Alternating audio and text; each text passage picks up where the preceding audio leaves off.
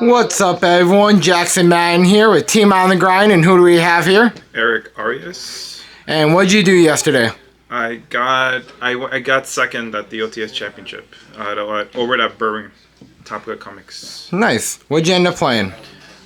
Snake Eyes Azamina with a Fiendsmith package. Nice. Any shout-outs you'd like to give, or anything you'd like to say before the deck profile? Shout-outs to John Baker for being a good testing friend, and him picking up the deck and giving me some pointers. And and my teammate Jackson Madden for helping me go to regionals. Nice, nice. All right. So, Let's get to that spicy deck. Okay, so pretty standard. One. Misprinted Ash. Yeah, one Hoplar and two of this. I like this for the follow-up because a lot of times when you pass turn one, you want to search something for follow-up to be able to keep grinding and playing. This will revive, any of your Snake Eye monsters that are banished or engraved.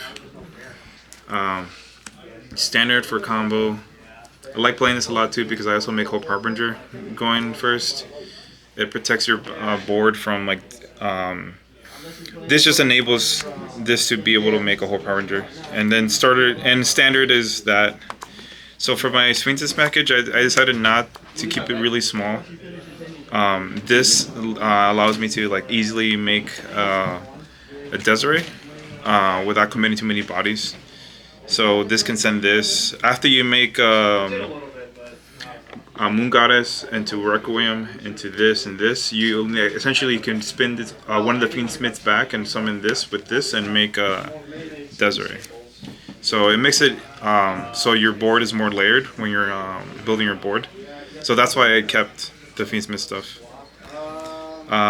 3 Witch standard, and then for my hand traps, I played 3 Drolls. I chose this over things like the Molcharmies in the main because there's a lot of instances where you start comboing and playing, and there's cards still stuck to the board. So having a Molcharmy will not do anything in those scenarios. So I would want to have a hand trap that would have let me at least be able to interact with my opponent after they stop me or made it a mediocre board. 3 Nibiru. This plus any hand trap again helps push any boards. 3 Ogre. I honestly think is one of the most underrated cards, or it might be already known that, but this card is fantastic against almost every matchup. The Mirror, Fire King, U-Bell, really like it. 3 Veiler, arguably pretty mid, but I just wanted to up my count of hand traps. This super necessary card now because it helps play against some Molcharmy cards. And then for the spells, 3 Bonfire, standard, 3 Wanted, 3 of this. How do you like all 3? I've thought about cutting this to 2, mainly because as a starter, it's also you go basically -1. And I can see an argument for this being cut to 2. Then standard 1-ubs, Temple, 1 OSS, 1 for 1. Call by. This is mainly to fight against the Molcharmy cards that are main decked, and also it's a good utility against things like U-Bell, Fire King. So it's a good going first and second card. 1 Hallowed Azamina, and then 1 Talent. So the reason I only play 1 Talent is because somewhere in my list I wanted to play 3 of these, and I couldn't find a space in my side deck. So I compromised and played 1 in the mine and 2 in the side. And the 1-up actually has come up a lot. So, and then 3 Imperm, Board Breaker, hand trap. Nice, nice. 40 cards? It's a roughly 44. Okay. Yeah, don't quote me on that. I have to count them again. And then for my side deck, 2 talents. The reason why I squeezed in 3 talents into my list overall is because I wanted some type of good going second card.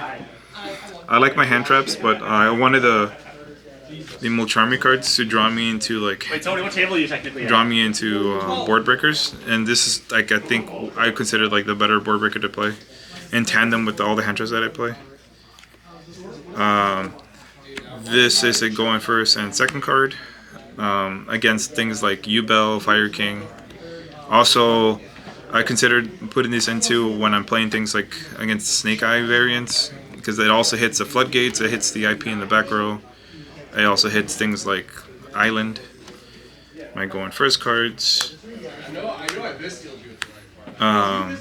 So this essentially is for when I have to play things like against Tenpai, or just win the or once I know I'm going first. I already decided not to play Thrust because a lot of times Thrust will be dead when you're going up against things like Impulse and Perm. So that's my reasoning for that. Okay. Do you think the 2 D-Bear was enough?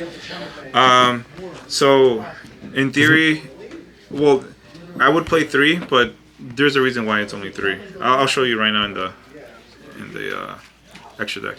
So in the extra deck, I also decided to main this. This is for all against all the shifted decks, like things like Tenpai, Ritual Beast. anything that usually essentially ends my turn too. So that's why I didn't play the 3rd D barrier. But this is there in case like I don't have D barrier. The XYZ plays this. This card has been fantastic in this deck. Making it is really easy in this deck. Also, it protects things like Desiree, and also protects things like this from being ran over, because this essentially redirects attacks. And the other fusion, Desiree, and the rest of the Fiendsmith package. There could be so I will acknowledge though that the Fire King version is the best version.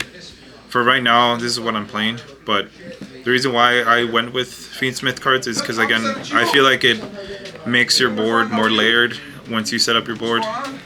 Also, too, these are perfect extenders, too, for after you get hand trapped to death. You can climb up to this, and then with Desiree, and be able to make a princess really easily.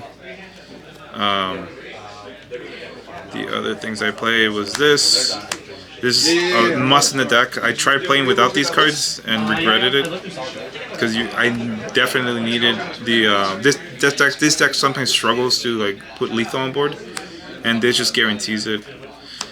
Anima, you need this for link fodder and combos. You can't play without it as well. Little Knight and her sister.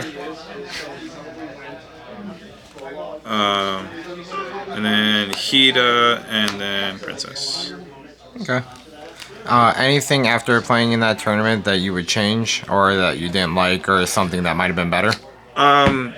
So me and my Tessin, Baker, my Tessin friend, made an argument for this deck to be able to just main impulses, cutting back on the light hand traps, and still keeping the Fiendsmith package. So in theory, if you lose a die roll and have impulses, you're not gonna build the board into the Fiendsmith like board with Desiree and like Lacquer. You're not gonna go into that board. You're primarily gonna try to kill them immediately. And impulse is a hell of a card.